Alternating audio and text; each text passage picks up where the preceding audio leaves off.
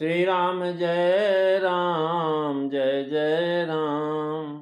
श्री राम जय राम जय जय राम। श्री राम जय राम जय जय राम। बोलिए सियावर रामचंद्र भगवान की जय। आदरणीय भक्तजनों, मानस चिंतन चैनल पर आप सभी का स्वागत है। पिछली चर्चा में आप जो है महाराज नारद मोह की चर्चा श्रवण कर रहे थे। पार्वती जी को भगवान शिव जो है कथा सुना रहे थे और कथा सुनाते हुए महाराज पार्वती जी ने कहा कि हे देवी पार्वती, रामचंद्र जी की सुंदर जो है चरित्र करोड़ों कल्पों तक गाए से समाप्त नहीं हो सकते। हे भवानी, मैंने ये जो प्रसंग तुमसे कहा है तो इसको आपने सुना। ज्ञानी मुनियों के भी महाराज भगवान की माया जो है मोहित कर लेती है। भगवान कौतुकी हैं और शरणागत वत्सल, शरणागत का हित करने वाले, सेवा करने में सुलभ हैं और समस्त दुखों को हरण करने वाले। देवता, मनुष्य, मुनि, कोई भी ऐसा नहीं है जिसे परम बलवती माया न मोहित कर ले। देवी, मन में ऐसा सोच विचार करके महामाया का अधिष्ठात्रा भगवान श्री रामचंद्र जी का भजन करना चाहिए। कहते रामचंद्र के चरित सुहाए, अकल्प कोटि लग जाइन गाए। यह प्रसंग मैं का बखानी, यह प्रसंग मैं कहा भवानी। हरि माया मोह है मुनि ज्ञानी।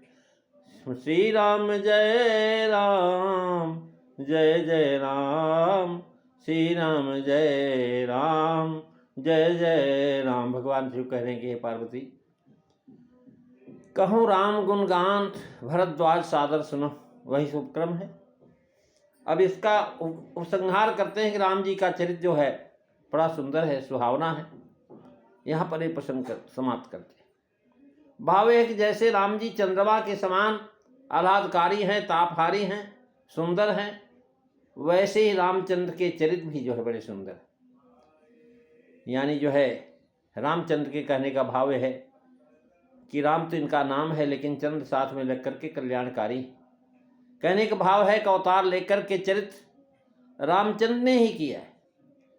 ये चरित्र विष्णु के नहीं है और ऐसा चरित्र है कल्प कोट लग जान गाए। भाव यह है कि भगवान कल्प कल्प में अवतरते होते हैं और कल्प कल्प का चरित्र करते हैं।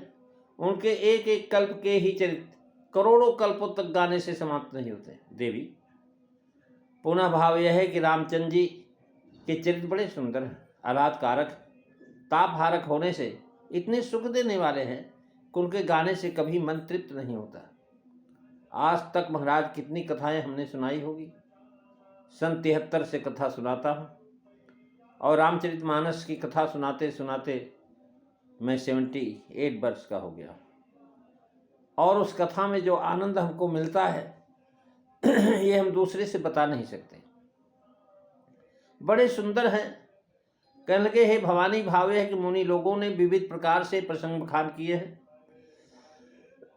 उनमें से हमने यह प्रसंग जो है विस्तार से कहा। तुमने पूछा था कि यह प्रसंग मैं कहो पुरारी, तो नारद जी के विषय में मैंने जब कहा कि नारद जी ने एक बार श्राप दिया था तो इसलिए अवतार हुआ, तो उस पर तुमने कहा था कि महाराज ये प्रसंग बखान करके वर्णन कर। पार्वती जी ने कहा कि मुनि मन मोह आचरज भारी, यह प्रसंग मोही कहबो पुरारी। उसी पर कहते हैं कि हरि माया मोह है मुनि ज्ञानी।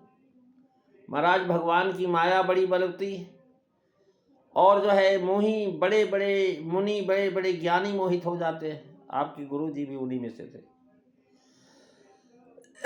प्रभु कौतुकी प्रणत हितकारी ये उपसंहार है। मुनिकर हित मम कौतुक होई, भगवान ने कहा था। यह प्रसंग मैंने कहा, यह प्रसंग है। इस प्रसंग में हरिमाया से ज्ञानी मुनि नारद को मोह होना ये वर्णन किया गया। प्रभु जो है कौतुकी हैं, प्रणत हितकारी हैं, सेवकों को महाराज सुलभ हैं और सारे दुखों को नष्ट कर देते। भगवान का कौतुक प्रणत जो नारद उनका हित करता है, उनका जो हित करना कथन किया गया है।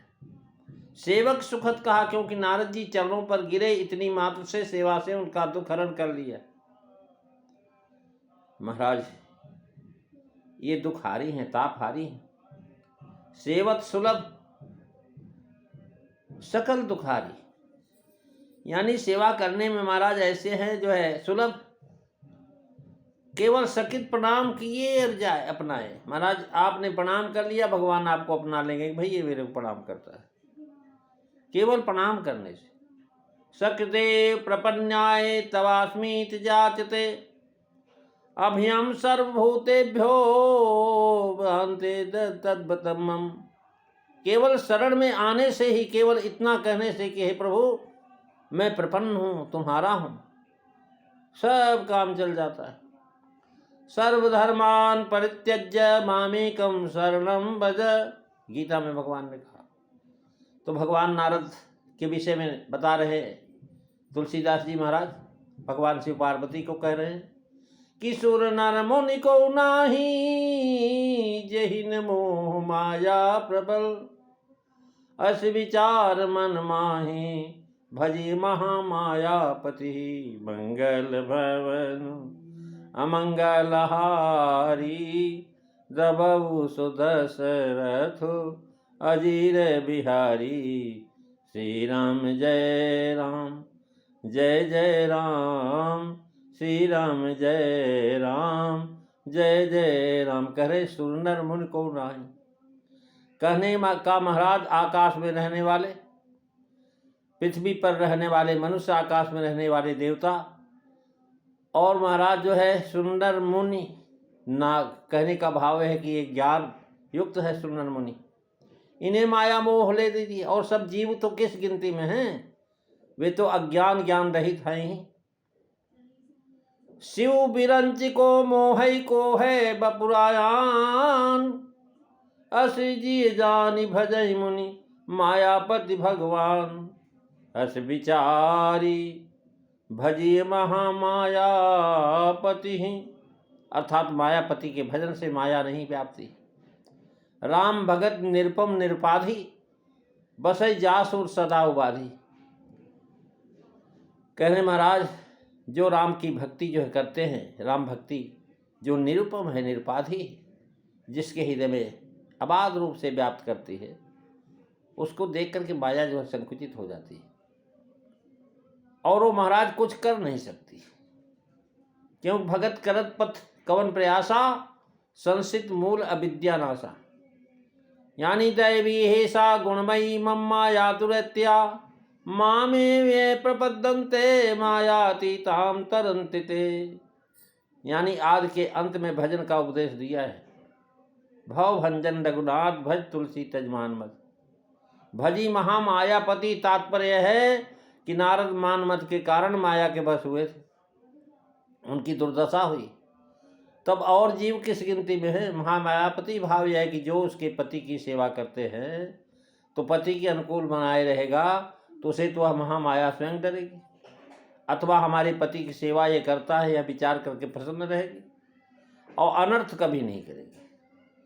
माया, ये महामायापति है भगवान महाराज, उनसे महामाया डरती है, अथवा हमारे पति की सेवा ये करता है, विचारेगी, बनन उसे सब तरह प्रसन्न और सुखी रखेगी, क्योंकि अपने पति की सेवा करता है, दोनों हालातों में भरा होता है।